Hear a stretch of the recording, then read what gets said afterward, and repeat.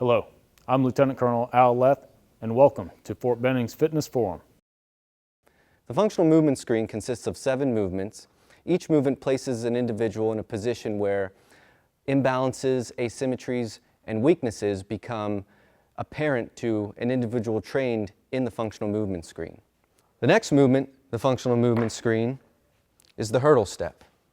The hurdle step, before we begin, we need to take a measurement so that it's specific to the individual being tested.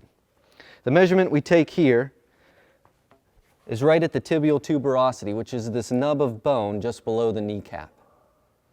So right here on Staff Sergeant McKnight, it's right at 19 inches. So that's where we're going to adjust this band for this individual's hurdle step. So the hurdle step begins with the feet together, toes touching the board on the opposite side here. The dowel rod is going to be placed resting on top of the shoulders. And again, before you move, I'll explain the movement.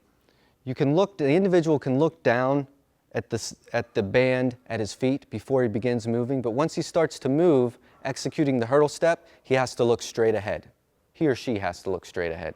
And what the individual is going to do is come up over the band, place one heel down on the other side, pause slightly, and then return to the starting position.